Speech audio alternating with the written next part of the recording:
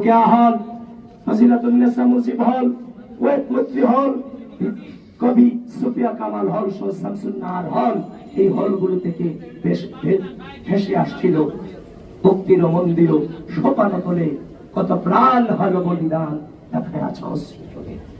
আমার ভাইয়ের রক্ত বৃথা যেতে দেব না। আমার ভাইয়ের উপর হামলা কেন, প্রশাসন জবাব চাই।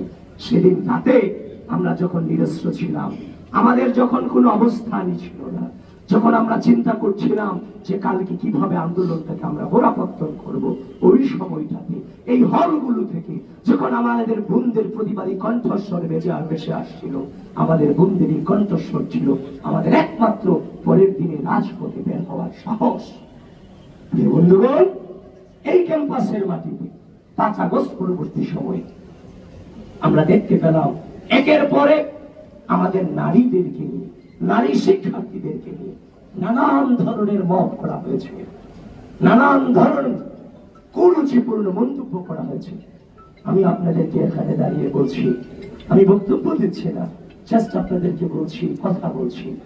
এমন অসংখ্য মেয়ে শিক্ষার্থীদের সাথে আমার কথা হয়েছে, বলে যে ভাই আপনাদের সাথে আসতে ইচ্ছা করি, আমরা রাষ্ট্রের জন্য ভূমিকা রাখতে ইচ্ছা করি, কিন্তু আমি যখনই আপনার সাথে আসব, আপনাদের সাথে যখন আসব, তখন আমার ছবিগুলো তুলে আমার সম্পর্কে কুরুচিপূর্ণ মন্তব্য করবে, এই অনলাইন প্রপাগান্ডা ছড়াবে, এগুলো তো আমাদের পরিবার সহ্য করবে।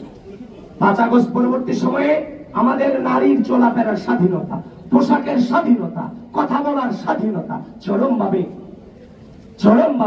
চরমভাবে হরণ করেছে একটি গুপ্ত সংগঠন, যারা নিজেরা নিজেদের পরিচয় দিতে লজ্জা বোধ করে।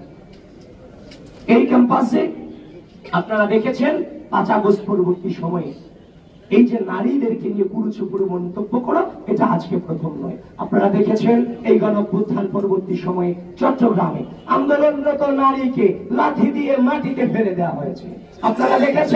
আপনারা দেখেছেন সেই নারীকে যখন লাঠি দিয়ে মাটিতে ফেলা হলো, ঠিক একই ভাবে এই ঢাকা বিশ্ববিদ্যালয়ের মাটিতে আমার এক বোনকে ওড়না নিয়ে কুরুচিপূর্ণ মন্তব্য করা হলো।